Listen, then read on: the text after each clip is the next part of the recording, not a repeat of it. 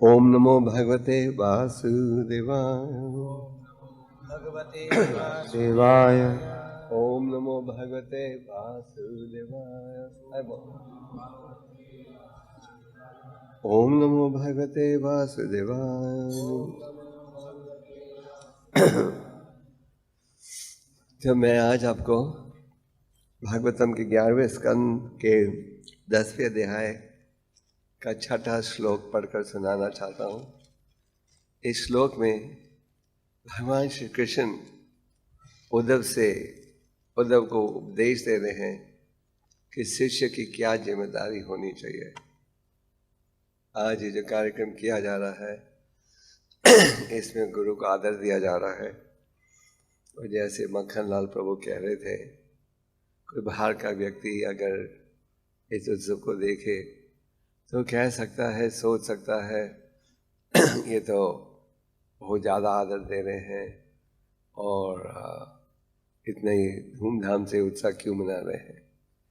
प्रभुपाद जी ने समझाया इस विषय पर कि व्यास पर जो उत्सव इसलिए मनाया जाता है क्योंकि गुरु व्यासदेव जी के प्रतिनिधि के रूप में व्यासदेव का संदेश दे रहा है।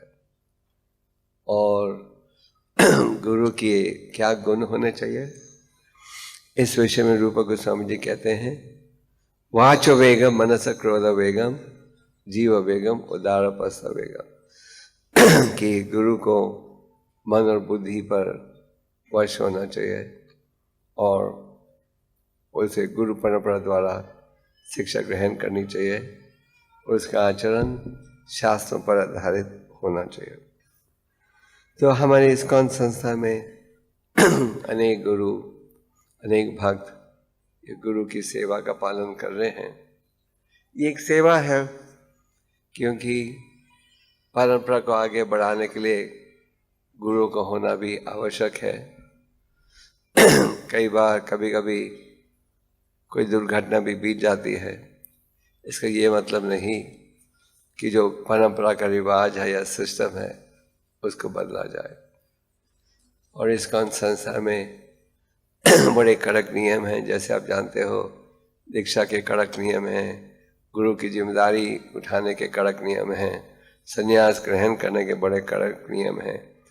क्योंकि प्रभुपाद जी की इच्छा थी कि हम सब शुद्ध भक्त बने और शुद्ध भक्त बनने के लिए हमें कुछ न कुछ त्यागना पड़ेगा। तो ये श्लोक भगवान कृष्ण उद्धव जी से सबको समझा रहे हैं और ये श्लोक इस प्रकार से है।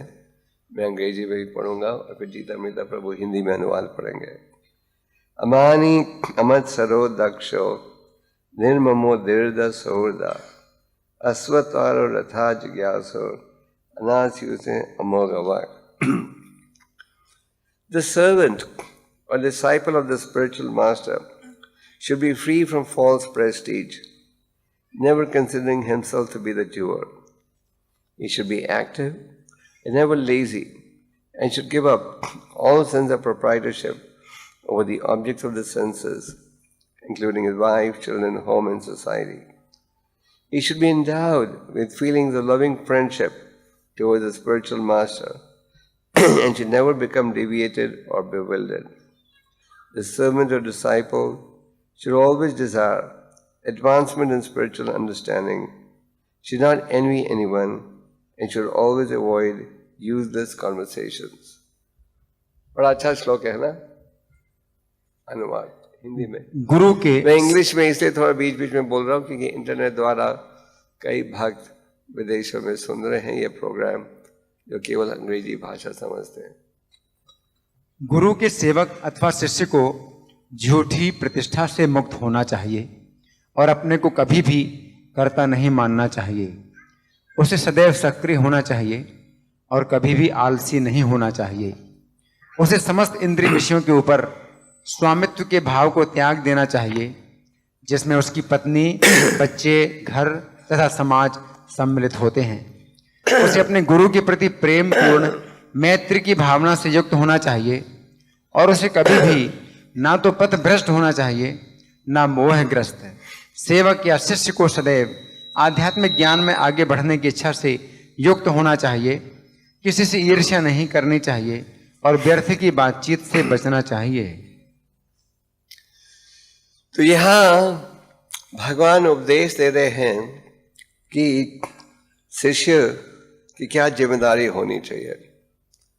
भक्ति रस अमृता सिंधु में रूप गोस्वामी जी उपदेश देते हैं कि आध्यात्मिक परिवर्तन के लिए सबसे पहले हमें गुरु की शरण लेनी चाहिए, फिर सेवा करनी चाहिए, आगे दीक्षा लेनी चाहिए, आगे ये पूछना चाहिए क्या हम त्याग सकते हैं भक्ति में आगे बढ़ने के लिए, ये भाव होना चाहिए। और चैतन्य महाप्रभु ने बड़ा सुंदर उदाहरण दिया है चैतन्य चरितमृत में।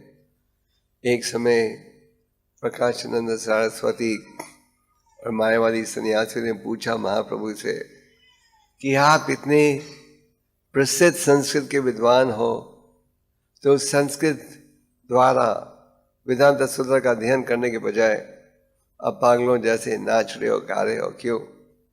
तो महाप्रभु जी ने उत्तर में कहा कि मेरे गुरु ने देखा कि मेरे में ज्यादा बुद्धि नहीं है, उन्होंने मुझे मूर्ख माना और इसलिए उन्होंने कहा तुम केवल इस हरि नाम के उच्चारण के योग्य हो। तो महाप्रभु ने अपने आचरण द्वारा ये उदाहरण दिया जिसका हम सबको लाभ उठाना चाहिए। बेशक बाहर जा सकते हैं, महाप्रभु ने ये उदाहरण दिया कि किस प्रकार का व्यवहार शिष्य का होना चाहिए। तो आज के इस श्लोक में क्या कह रहे हैं? गुरु के सेवक अथवा शिष्य को झूठी प्रतिष्ठा से मुक्त होना चाहिए। तो भौतिक संसार में हम सब झूठी प्रतिष्ठा के पीछे हैं। हम सबको चाहिए आदर, और यहाँ कहा जा रहा है कि हमें झूठी प्रतिष्ठा से बचना चाहिए। कई बार हम सेवा करते हैं तो ये उम्मीद रखते हैं कि इसके बदले में हमें ये प्रतिष्ठा प्राप्त होनी चाहिए, ये सम्मान मिलना चाहिए। चैतन्य महाप्रभु जी ने हमें उपदेश दिया है कि अगर आप सदा हरि के नाम का उच्चारण करना चाहते हो तो अमानीना मना देना, दूसरे को आदर दो, ये उम्मीद रखे बिना कि तुम्हें भी आदर मिलना चाहिए। तो इस भावना से महाप्रभु ने कहा अगर आप इस भावना से चलोगे तो सदा आप हरि के नाम का उच्चारण कर सकोगे। तो ये सोचना कि मैं हूं करता, आगे क्या कह रहे हैं भगवान कि कभी ये नहीं सोचना कि आप करता हो। प्रभुपाद जी ने जो कार्य किया शायद इतिहास में कोई कर पाएगा। थोड़े समय में ही प्रभुपाद जी ने लगभग 100 ग्रंथों का अनुवाद किया अंग्रेजी भाषा में। विश्व के कोने कोने में केंद्र खोले और एक ऐसी योजना बनाई जिसका परिणाम आप आज भी देख रहे हो। प्रभुपाद जी को अप्रकट होते हुए लगभग 30 साल 31 साल हो गए हैं। समय इतनी तेजी के साथ बीतता है। 1977 नवंबर में प्रभुपाद जी अप्रकट हुए थे। और अक्सर आप देखते हो विश्व में कि जब संस्थापक आचार्य अप्रकट होता है संस्था टूट जाती है, संस्था के कई दल बन जाते हैं। जब प्रभुपाद जी अप्रकट हुए थे तो इस्कॉन के लगभग 150 मंदिर थे उस समय, और उस समय प्रभुपाद की भाषा ग्रंथ लगभग 20 भाषा में प्रकाशित हुए थे। आज प्रभुपाद जी की कृपा से लगभग 500 केंद्र हैं सारे विश्व में, और 100 से ज्यादा अंतर्राष्ट्रीय भाषाओं में प्रभुपाद जी के ग्रंथ प्रकाशित हो गए हैं। और चीन भाषा में भी चीन सरकार ने पिछले साल भगवत गीता को प्रकाशित किया। तो प्रभुपाद जी ने एक ऐसी योजना बनाई है कि ये संस्था और 10,000 सालों के लिए समाज को मार्गदर्शन देते जाएगी। तो ये कोई छोटा कार्य नहीं था। प्रभुपाद जी ने इस विषय पर बोल दिया, प्योरिटी इज द फोर्स, कि पवित्रता बहुत आवश्यक है। तो चाहे गुरु हो चाहे शिष्य हो, हम सबका लक्ष्य होना चाहिए कि हम पवित्रता कैसे प्राप्त करें। हमने ये नहीं देखना कौन ज्यादा मधुर कंठ से गाता है, कौन ज्यादा मधुर कंठ से प्रवचन देकर लोगों को प्रभावित करता है। हमें ये देखना है कि हम पवित्रता प्राप्त करने के लिए क्या कर रहे हैं, और अंत में विजय होगी केवल पवित्रता की। तो यहाँ भगवान हमें उपदेश दे रहे हैं क्या, कि हमें झूठी प्रतिष्ठा से बचना चाहिए। ये नहीं कि थोड़ी सेवा करें, एकदम हमें इसके बदले में प्रतिष्ठा चाहिए, आदर चाहिए। और आगे कह रहे हैं, यही नहीं सोचना कि तुम हो कर्ता। तो मैं प्रभुपाद जी का उदाहरण दे रहा था कि प्रभुपाद जी ने जो कार्य किया, एक रूप से आप कह सकते हो बहुत बड़ा चमत्कार था। प्रभुपाद जी से एक समय किसी ने पूछा, आप कुछ जादू कर सकते हो स्वामी जी? तो स्वामी जी ने कहा, जादू तो नहीं कर सकता पर एक जादू मैंने किया है। तो उसकी रुचि बढ़ गई, उत्साह से पूछने लगा, क्या जादू आपने किया है? मैंने हजारों म्लेच्छों को ब्राह्मण बना दिया है। तो म्लेच्छ का अर्थ है जो व्यक्ति बचपन से ही, जो व्यक्ति पाप के कार्य में जुड़ा है। ब्राह्मण का अर्थ है जो व्यक्ति शास्त्र पर आधारित जीवन का उपयोग कर रहा है। तो प्रभुपाद जी ने कोई छोटा चमत्कार नहीं दिखाया, पर जब भी उनके शिष्य जाकर उनसे कहते थे कि Prabhupada, you did such a great service, you did such a great miracle, Prabhupada ji कहते थे, I have done nothing, मैंने कुछ नहीं किया। I only had faith in the words of my spiritual master and I tried to fulfill his order, and it is due to his mercy that the success has come। तो प्रभुपाद जी कहते थे, मैंने कुछ नहीं किया।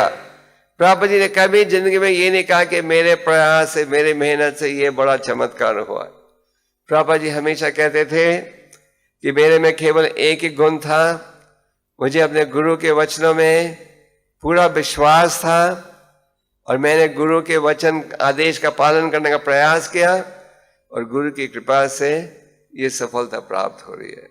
प्रभुपाद जी ने कभी ये नहीं सोचा कि मैं हूं कर्ता और मेरे प्रयास से ये सारे विश्व में ये आंदोलन फैला है। तो हमें इसे सबक सीखना चाहिए। कई बार हम थोड़ा सा प्रचार करते हैं, थोड़ी सफलता प्राप्त करते हैं, तो एकदम आसमान में हम पहुंच जाते हैं कि हमने इतना बड़ा चमत्कार किया। पर यहाँ वो भगवान कह रहे हैं कि क्या, ना तुम झूठी प्रतिष्ठा के पीछे भागो, ना ही ये सोचो कि तुम हो कर्ता। कि जैसे आप सोचने लगोगे कि तुम है कर्ता, कि आपके प्रयास से ये सफलता प्राप्त हुई है, आप देखोगे समय के साथ वो जो आध्यात्मिक शक्ति जो थोड़ी है भी, वो फिसल जाएगी। क्योंकि भगवान प्रसन्न होते हैं किससे? निम्रता के द्वारा। तो यहाँ भगवान कह रहे हैं, झूठी प्रतिष्ठा से बचो और अपने आप को कर्ता भी मत समझो। आगे क्या कहते हैं? उसे सदा सक्रिय होना चाहिए और कभी भी आलसी नहीं होना चाहिए। भक्त को 24 घंटे सेवा में रहना चाहिए। हमारा भाव रहना चाहिए कि अगर एक पल का भी दुरुपयोग करोगे तो सारे विश्व के धन से उसे वापस प्राप्त नहीं कर सकोगे।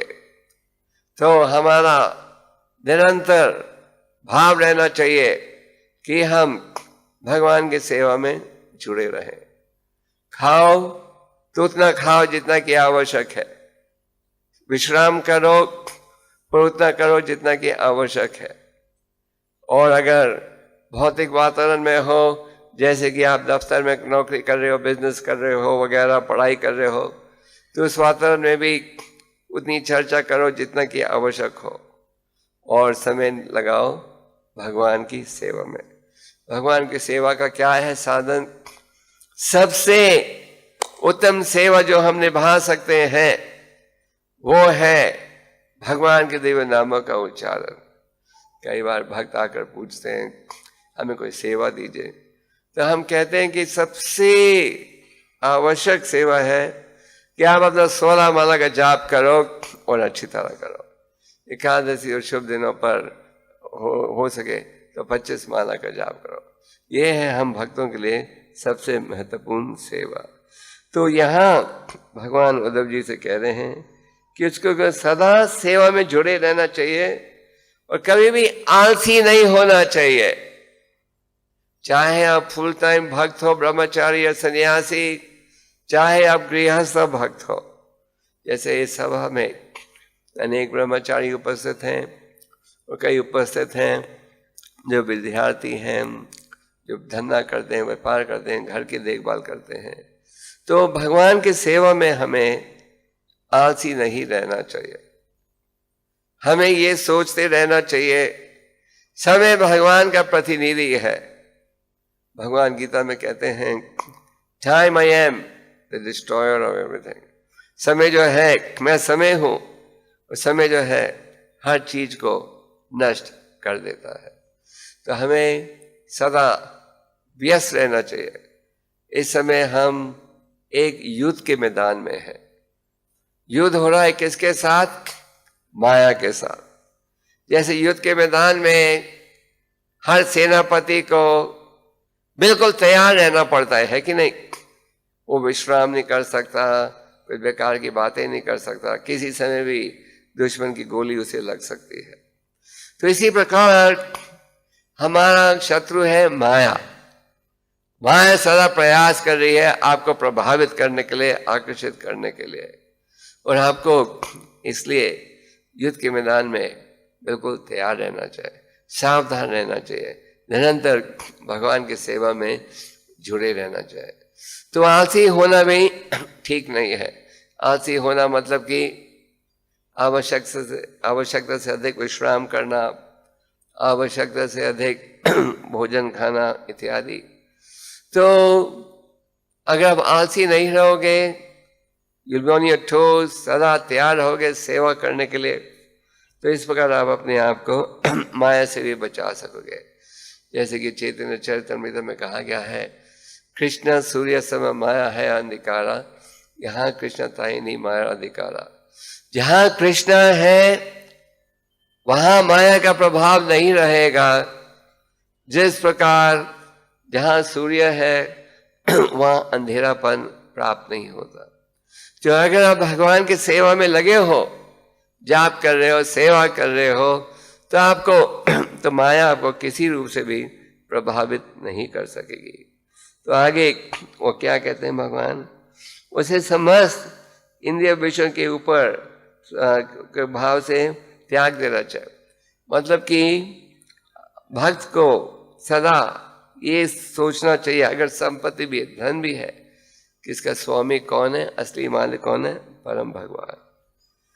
मान लो भक्त गृहस्थ आश्रम में है, पत्नी है, बच्चे हैं, घर है इत्यादि, तो किस प्रकार का व्यवहार होना चाहिए? ये व्यवहार होना चाहिए, ये भाव होना चाहिए कि हम पूरे खानदान ने भगवान के धाम लौटना है। गृहस्थ आश्रम का अर्थ है वो स्थिति जिसमें पति पत्नी एक साथ रहते हैं, पर उनका भाव है भगवत प्राप्ति। और अगर बच्चे हैं, औलाद है, तो उनको भी माता पिता ये चाहते हैं ये दिव्य ज्ञान दें जिसके द्वारा उनका उद्धार हो।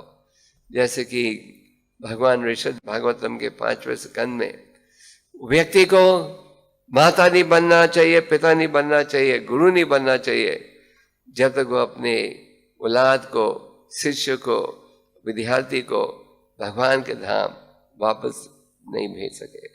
तो यहाँ ये कह रहा है, ये भगवान कह रहे हैं कि हमें ये नहीं सोचना चाहिए हमारी संपत्ति है, हमारा धन है, बल्कि अगर भगवान आपको संपत्ति दे, सुविधा दे, तो आपको यही सोचना चाहिए भगवान ने ये सुविधा मुझे दी है, मुझे इसका उपयोग करने दो। किस लिए? भगवान की सेवा में। आगे, उसे अपने गुरु के प्रति प्रेम पूर्ण मैत्री की भावना से मुक्त होना चाहिए। तो गुरु के प्रति भगवान क्या कह रहे हैं? मैत्री भाव, मित्रता का भाव होना चाहिए शिष्य का। कई बार शिष्य में यह विचार आता है, अभी तो मैंने गुरु से सब कुछ सीख लिया, अब आदर देने की क्या आवश्यकता है? चैतन्य महाप्रभु जी स्वयं भगवान है, और जैसे हमने आपको उदाहरण में कहा था, उन्हें ये बताया किस प्रकार का व्यवहार भक्त का होना चाहिए। तो यहाँ भगवान कह रहे हैं गुरु के प्रति मैत्री भाव होना चाहिए। गुरु का क्या कर्तव्य है? गुरु का कर्तव्य है कि अपने मन और बुद्धि पर वश रखे। दूसरा, गुरु परंपरा के द्वारा आगे आदेश दे, जैसे कि जो उपदेश भी आपको दिया जा रहा है मेरे द्वारा या इस्कॉन के किसी और गुरु के द्वारा, वो है निर्भर प्रभुपाद जी के ग्रंथों पर, प्रभुपाद जी की शिक्षा के अनुसार। प्रभुपाद जी कहते थे एक रूप से गुरु बनना आसान है, मन और इंद्रियों पर वश रखो, वो तोते जैसा जो सुना है वही उपदेश आगे रखो। तो गुरु का कर्तव्य है यथारूप उसी संदेश को आगे प्रस्तुत किया जाए। जैसे प्रभुपाद जी ने हमें वही उपदेश दिया जो कि उन्होंने स्वीकार किया था, प्राप्त किया था भक्ति सिद्धांत जी के माध्यम के द्वारा। फिर आगे गुरु का ये कर्तव्य भी बनता है कि शिष्य को शिक्षा दे जिसके द्वारा वो भगवान के धाम लौट सके। शिक्षा देने का मतलब है कई बार कहना पड़ता है ये बंद करो, ये गलत है, ये ठीक है। रूप गोस्वामी जी ने कहा भगवान के शरणागत अगर आप होना चाहते हो तो जो कार्य भक्ति के लिए प्रतिकूल है उसे त्यागो और जो अनुकूल है उसे स्वीकार करो। तो यही रहता है गुरु का भाव कि जो कार्य शिष्य के भगवत प्राप्ति के लिए अनुकूल है उस कार्य का हमें पालन करना चाहिए और जो कार्य प्रतिकूल है उससे बचना चाहिए। गुरु शिष्य का दुश्मन बन जाता है जब जानते हुए उस शिष्य के नुक्स को दूर करने का प्रयास नहीं करता। पिता पुत्र का दुश्मन बन जाता है जो अपने बेटे को सीधे रास्ते में चलने का उपदेश नहीं देता। तो कई बार शिष्यों में विचार आता है गुरु ने हमें ये डांटा है या कुछ कहा है तो मित्रता का भाव समाप्त हो जाता है। पर यहाँ भगवान कह रहे हैं कि मित्रता का भाव रखो। अगर आपको कहा जा रहा है कुछ सुधारने के लिए तो आपको अपने आप को भाग्यवान समझना चाहिए, क्योंकि अगर आप इन नुक्सों को सुधारोगे तो ही आध्यात्मिक क्षेत्र में आगे बढ़ सकोगे। तो इसलिए भगवान कह रहे हैं मित्रता का भाव होना चाहिए। आगे वो कह रहे हैं किसी प्रकार से हमें विचलित नहीं होना चाहिए या मोहग्रस्त नहीं होना चाहिए। अब भौतिक संसार में माया सदा प्रयास करती है हमें विचलित करने के लिए। माया सदा प्रयास करती है आपको ये विचार देने के लिए क्या जल्दी है भक्ति की, भगवान के शरणागत होने की क्या जल्दी है, आराम से चलो, अभी तो बहुत लंबी है जिंदगी है। तो हमें विचलित होने से बचना है और बच सकते हो अगर आप साधना भक्ति का लाभ उठाओ। चाहे आप ब्रह्मचारी हो या सन्यासी या गृहस्थ, हम सबको साधना भक्ति में विश्वास रखना पड़ेगा। साधना भक्ति का अर्थ है नियमों का पालन। भक्ति रसामृत सिंधु में रूप गोस्वामी जी ने हमें अनेक नियम दी जिनका हमें पालन करना चाहिए। और कई बार लोग हमें दोष देते हैं इस्कॉन संस्था में बहुत से नियम है, too many restrictions in ISKCON, बहुत से बंधन है। हमारे गुरु देखो उन्होंने तो पूरी छूट दी है, जो करना है। तो ये बात सच है, बंधन है। किसी और संस्था में जाओ, आपको 1 मिनट में दीक्षा मिल जाएगी। इस्कॉन में दीक्षा चाहिए तो आपको 1 साल 2 साल राह देखनी पड़ती है। क्यों? क्योंकि प्रभुपाद जी चाहते थे शिष्य की भी परीक्षा ली जाए, होने वाले शिष्य की, वो शिष्य भी समझ पाए क्या जिम्मेदारी उठानी पड़ेगी अगर वो दीक्षा लेना चाहे। और क्योंकि हम चाहते हैं कि लोग शास्त्रों को समझें और समझें कि हर कार्य के पीछे क्या भाव है। तो जैसे आप लोगों से कहा जाता है मंगल आरती करो, तुलसी पूजा करो, गुरु पूजा करो, शास्त्रों का अध्ययन करो, इन सब के पीछे भाव है, 4 नियमों का पालन करो। तो क्यों? क्योंकि अगर हम इन नियमों का पालन करेंगे, ये 4 नियमों का जब पालन करो, ये भक्ति के खंभे बन जाते हैं। जब इनका पालन नहीं करो, ये नरक के खंभे बन जाते हैं, पाप के खंभे बन जाते हैं। तो हमें इन नियमों का पालन करना चाहिए। और अगर हम ये निश्चित कर लेंगे कि जो प्रतिकूल कार्य है उसे हम त्यागेंगे, तो फिर आप भक्ति में आगे बढ़ सकोगे। तो कई बार पूछा जाता है, पर ये दृढ़ होकर ये विचार हम हमारे हृदय में कैसे बिठाएं कि हमें इस मार्ग पर ही चलना है और विचलित नहीं होना। तो रूपा गोस्वामी जी इस प्रश्न का उत्तर देते हैं ये उपदेश देकर कि भजन क्रिया के पालन से अनर्थ निवृत्ति संभव है। भजन क्रिया का पालन है का अर्थ है जाप करना। जाप के विषय में चैतन्य चरितमृत में कहा गया है, हम भगवान के नामों का उच्चारण 3 अलग स्टेजेस में कर सकते हैं, नामापराध, नामाभाषा और शुद्ध नाम। शुरू में अब जाप करते हो और नियमों का पालन करते हो, नहीं करते, नाम अपराधों से आपका परिचय नहीं। वो जैसे आप भक्तों की संगत में आगे बढ़ते हो, जैसे आप शास्त्रों को पढ़ते हो, अब ये भी शिक्षा ग्रहण करते हो कि हमें अपराधों से बचना चाहिए, नाम भाषा। तो जब हम नामों से अपराधों से बचने का प्रयास करो, अनेक प्रकार के अपराध हो सकते हैं। नाम अपराध, उसका अर्थ है अपराध हरि नाम के उच्चारण में। फिर एक गुरु अपराध, गुरु की निंदा करना, आलोचना करना, श्रद्धा नहीं रखना कि गुरु का उपदेश हमारे आध्यात्मिक परिवर्तन के लिए है। कई बार हमारा भौतिक मन कहता है अरे वो भी तो हमारे जैसा ही है, तो क्या अंतर है। पर है हमारे जैसा, पर जब भी भगवान ने वो जिम्मेदारी दी है, उपदेश दे रहे हैं, जो हमें श्रद्धा से स्वीकार करना चाहिए। ये है प्रेम और भक्ति के साथ गुरु के आदेश को स्वीकार करना चाहिए। ये है शास्त्रों का निर्णय। तो भजन क्रिया के द्वारा, भजन क्रिया का अर्थ है नियमित रूप से मंगल आरती करना इत्यादि। तो आप में से जो गृहस्थ भक्त हो, अपने घरों में आपको छोटा मंदिर बनाना चाहिए या अर्चा विग्रह रखो गौर निताय का। गौर निताय का नहीं रख सकते तो तस्वीर बनाकर ऑल्टर बनाओ। रोज सुबह मंगल आरती कीजिएगा। अगर 4:30 बजे नहीं कर सकते तो 5:30 बजे कर लो। तो रोज ये जो संसद दावा प्रार्थना है उसका उच्चारण करो, श्री गुरु चरण पद्म का उच्चारण करो, तुलसी पूजा करो और शास्त्रों को पढ़ो। इस प्रकार आप अपना आध्यात्मिक परिवर्तन कर सकोगे। अगर आपने किसी बीमारी से इलाज कराना है तो आपको दवाई भी लेना पड़ेगा और परहेज भी रखना पड़ेगा, सच बात है।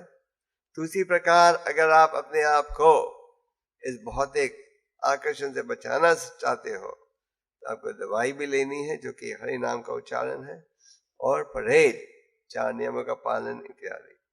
तो यहाँ भगवान कह रहे हैं कि शिष्य का सदा ये भाव होना चाहिए कि मैं भक्ति में आगे बढ़ूं और उसे किसी प्रकार की प्रजल्पा से भी बचना चाहिए। प्रजल्पा का अर्थ है उस विषय की चर्चा जिसका भगवान से कोई संबंध नहीं हो। आजकल हम सब प्रजल्पा करते रहते हैं, पर भक्तों की रुचि रहनी चाहिए कृष्ण कथा में और कृष्ण भगवान के नामों में और उनकी लीलाओं की चर्चा इत्यादि में। प्रजल्पा से हमें बचना है। रूप गोस्वामी जी ने कहा है प्रजल्पा से आपकी भक्ति नष्ट हो जाएगी और कृष्ण कथा से रुचि बढ़ेगी। तो भगवान इस श्लोक में उपदेश दे रहे हैं कि शिष्य की क्या जिम्मेदारी होनी चाहिए, शिष्य का किस प्रकार का व्यवहार होना चाहिए।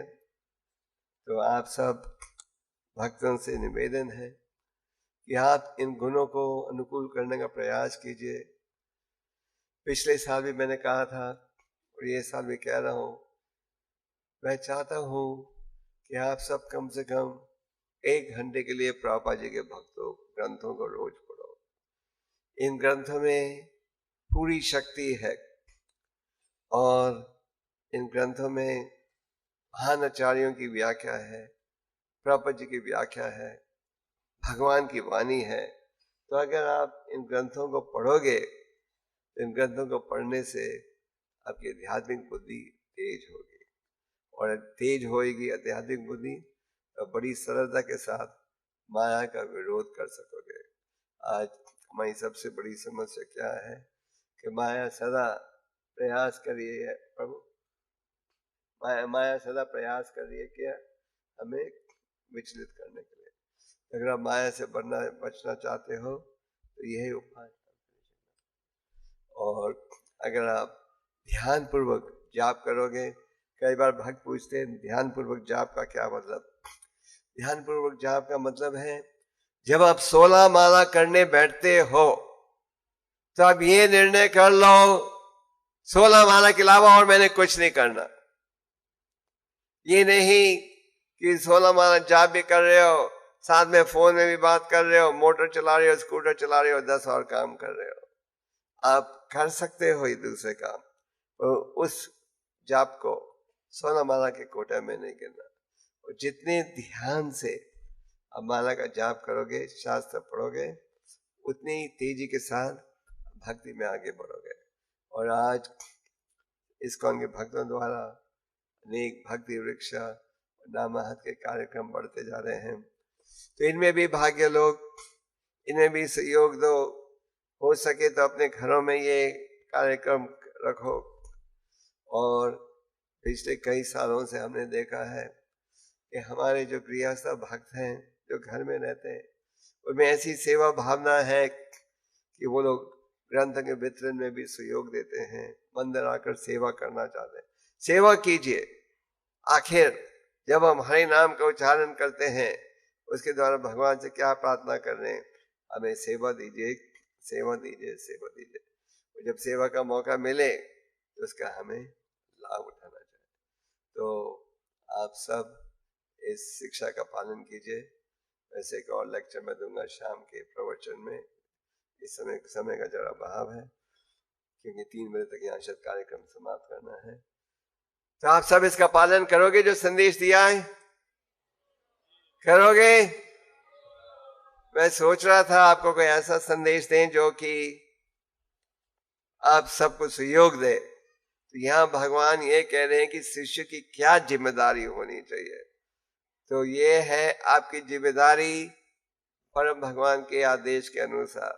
तो पालन करोगे पक्का? कौन कौन करोगे? अगर आप इसका पालन करोगे तो मैं सोचूंगा ये साल के व्यास पूजा उत्सव सफल हुई। और अगर आप पालन नहीं करोगे, केवल हार दे दोगे या थोड़ी दक्षिणा दे दोगे, तो मैं सोचूंगा और ही इस श्लोक का पालन नहीं करोगे, व्यास पूजा असफल रही। तो इसका पालन कीजिएगा और इस प्रकार आप भक्ति में आगे बढ़ सकोगे। हरे कृष्ण।